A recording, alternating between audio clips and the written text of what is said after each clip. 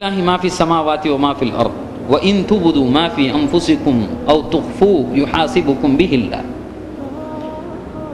வானம் பூமியினுடைய ஆட்சி அல்லாஹ்வை சார்ந்தது. லில்லாஹி மா ஃபி ஸமாவாதி வ மா ஃபில் அர்த். இந்த வானத்திலே நடக்கிற எல்லா காரியங்களும், இந்த உலகத்திலே நடக்கிற எல்லா காரியங்களும் அல்லாஹ்வினுடைய கட்டுப்பாட்டின் கீழே நடக்கிறது. அல்லாஹ் தஆலாவினுடைய வேதவசனம் சொல்லுகிறது, ஒரு இலை இந்த உலகத்திலே கீழே விழுவதாக இருந்தாலும் சரி, அது அல்லாஹ்வினுடைய அறிவை அன்றி விழுவதில்லை, அவனுடைய கட்டளை அன்றி நிகழ்வதில்லை. கடலுக்கடியிலே நடக்கிற அந்த தேரையினுடைய சத்தத்தையும் அவன் கேட்கிறான்.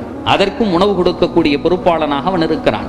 அப்ப இவ்வளவு பெரிய ஒரு கிங்டம், மனிதனுடைய அறிவுகளை எல்லாம் கடந்து, மனிதனுடைய சிந்தனைகளை எல்லாம் கடந்து ஒரு ஒரு மிகப்பெரிய ஒரு ஆட்சி நடத்தி கொண்டிருக்கிறான் அல்லாஹ் ரப்பல் இஸ்ஸத். ஒரு 3 நாளைக்கு முன்னாடி படிக்கும்போது ஒரு சைட்ல ஹாரூன் யஹியா அவருடைய சைட்ல சில செய்திகளை போட்டிருந்தாங்க.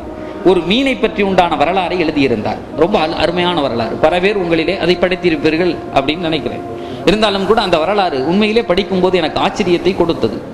அந்த மீன் பேரு என்னன்னு தெரியல எனக்கு. ஒரு மீன், அந்த மீனை எழுதுறார். இந்த மீனுடைய இயற்கை தன்மை எப்படி இருக்கிறது என்று சொன்னால், ஏதாவது ஒரு ஆற்றிலே இந்த மீன் பிறக்கிறது. ஏதாவது ஒரு ஆற்றிலே, நம்ம ஊர்ல ஓடக்கூடிய ஆறு குளங்கள்ல ஆறுல அந்த மீன் என்றைய தினத்திலே பிறந்ததோ அன்றைய தினத்திலிருந்து நீந்த ஆரம்பிக்கிறது. நீந்தி நீந்தி நீந்தி நீந்தி அது வழிகளெல்லாம் சென்று அது கடலிலே போய் அந்த ஆறு எப்போது கலக்குமோ அதுவரையும் போகுது. அது மேலே இருந்து அருவிகளாக கீழே கொட்டினாலும் அதிலேயும் கீழே விழுகிறது. அப்புறம் பிரயாணிக்குது. குளிர் பிரதேசங்களாக இருந்தால் அதையும் தாங்கிக் கொள்ளுகிறது. இப்படியே பிரயாணித்து கடைசியாக சென்று கடலிலே கலந்து கொஞ்ச காலம் அந்த கடலிலே வாழுகிறது. வாழ்ந்துவிட்டு அது தன்னகத்தே கற்பத்தை அடைந்தவுடன், குழந்தையை அது அடைகிற அந்த பாக்கியத்தை பெற்றவுடன் திரும்ப மீண்டும் அது பிரிகிறது. அந்த கடலிலிருந்து தான் எங்கிருந்து வந்ததோ அந்த திசையை நோக்கி பிரயாணிக்கிறது. அது பிரயாணித்து வந்த திசைகள் எத்தனையோ கிலோமீட்டர்களாக இருக்கலாம், எத்தனையோ ஆறுகளை கடந்து வந்திருக்கலாம், எத்தனையோ மலப்பிரதேசங்களை கடந்து வந்திருக்கலாம், கடல்களை வந்து சேருகிற வழிகள் பலவாக இருக்கலாம். இருந்தாலும் கூட தான் எந்த இடத்திலிருந்து வந்தோம் என்பதை மிக தெளிவாக அதே வழியின் பக்கம் அந்த கடலிலே கடந்து சென்று அந்த ஆற்றை அடைந்து திரும்ப மீண்டும் போய் மலைகளிலே ஏற முடியாவிட்டாலும் கூட மலைகளிலே எதிர்நீச்சல் போட்டு கொஞ்சம் கொஞ்சமாக ஏறி அது மேலே சென்று தான் பிறந்த இடத்தை அடைந்து அங்கே குஞ்சுகளை பொறிக்கிறது என்ற உண்மையை வரலாற்று ஆய்வாளர்கள் இன்றைய தினத்திலே அறிந்திருக்கிறார்கள். அல்லாஹ்வினுடைய நியதியை பாருங்கள். நாம் நினைத்துக் கொண்டோ நமக்கு இருக்கிற கஷ்ட காலங்கள் தான் இந்த உலகத்திலே ரொம்ப பெரிய செய்திகள். மனிதனுக்கு அவன் இருக்கிற சூழ்நிலை தான் ஏதோ அடக்க முடியாத சூழ்நிலையாக மனிதன் நினைத்துக் கொண்டால், நாம் வாழுகிற இந்த உலகத்திலே நமக்கே தெரியாமல் நித்தம் பகல்களிலே ராக்காலங்களிலே எத்தனையோ ஆச்சரியங்கள் கொட்டி கிடக்கின்றன. இதை மனிதன் பார்க்கிற போது அவனுடைய உள்ளத்திலே ஏகத்துவத்தினுடைய அழுத்தம் ஏற்படுகிறது. அல்லாஹுவை பற்றி உண்மையாக புரிந்து கொள்வதற்கு ஒரு வாய்ப்பு ஏற்படுகிறது. ஒரு மனிதன் இதை பார்க்கிறான். சாமான்யமாக எடுத்துக்கொள்ள முடியுமா? சாமான்யமாக எடுத்துக்கொள்ள முடியுமா? நடந்து வந்த பாதைகளை கூட மறக்கிற நாம் எத்தனையோ பேர் இருக்கிறோம். நடந்து வந்த பாதைகளிலே ஏன் கொஞ்சம் காசு கிடைத்தவுடன் நாம் எங்கிருந்தோம் என்ற நிலையை மறந்த பல பேர் இருக்கிறோம். நாம் எங்கிருந்தோம் என்ற நிலையை மறந்தவர்கள் பல பேர் இருக்கிறோம். ஊரிலே இருக்கிற போது, நாட்டிலே இருக்கிற போது வழி தெரியாது சிதறி போனவர்கள் எத்தனையோ பேர் உண்டு. ஆனால் ஒரு சிறிய மீன் அதற்கு என்ன அறிவு இருக்கும்? அதை அறிவுள்ளவர்கள் லிஸ்டிலே மனிதர்கள் சேர்ப்பதே இல்லை. இன்னும் சொல்ல போனால் 7வது அறிவு மீனுக்கு உண்டு என்று யாரும் சொன்னார்களா? அது ஆக்கில் என்று சொல்லப்படுவதில்லை.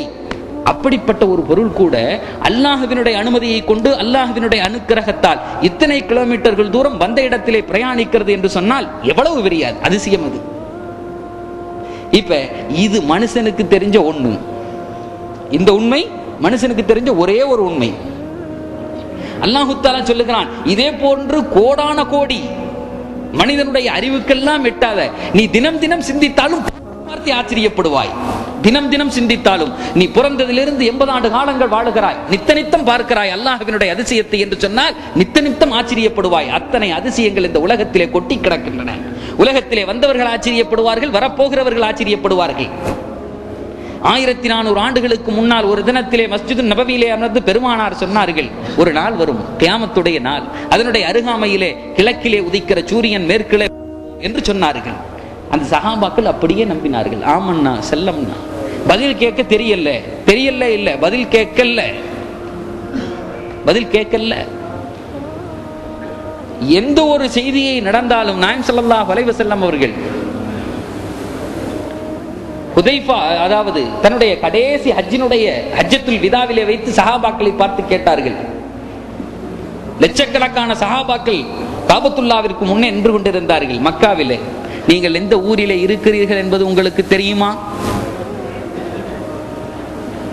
யாருங்க கேட்கிறா?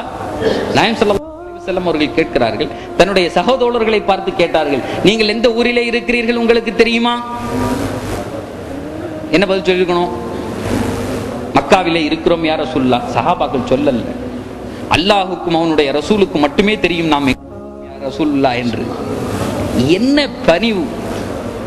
உடனே சொன்னார்கள், 1500 ஆண்டுகளுக்கு முன்னே மேற்கிலே சூரியன் உதிக்கும், யாரும் கேட்கல. ஆனால் இன்றைய தினத்திலே அதை நாசாவில் படம் போட்ட உடனே போட்டா போட்டு இன்னைக்கு தான் ஈமான் முக்கம்மல் ஆகுதா? இன்னைக்கு தான் ஈமான் முக்கம்மல் ஆகுதா? எத்தனையோ செய்திகள் இதே மாதிரி அதிசயங்கள் இருக்கிறது. உலகம் இந்த உண்மையை ஒத்தால் தான் நாம் ஒப்போம் என்பதல்ல. அறிவுக்கு வேண்டால் இது சேர்ந்ததாக இருக்கலாம். ஈமானுடைய புறத்திலே நாம் எதை நபி சொன்னார்களோ நாங்கள் அப்படியே ஏற்றுக்கொண்டோம். ஏன்னா இந்த இடைப்பட்ட 1500 ஆண்டு காலத்திலே சூரியன் மேற்கிலே உதிக்கும் என்பதை இந்த உலகம் ஒத்துக்கொள்ளவில்லை. இன்றைய தினத்திலே ஒத்துக்கொள்ளுகிறது. அப்ப இந்த 1500 ஆண்டுகளுக்கு இடையில உள்ளவே என்னுடைய அறிவை கொண்டு நான் முடிவு செய்வேன் என்று சொன்னால் முடியவே முடியாது. அவர் மார்க்கத்தை விட்டு எங்கேயோ போயிருப்பார், மௌத்தாவும் போயிருப்பார். இப்படி ஆயிரக்கணக்கான செய்திகளை நாயகம் ஸல்லல்லாஹு அலைஹி வஸல்லம் அவர்கள் இந்த சமுதாயத்துக்கு தந்தார்கள்.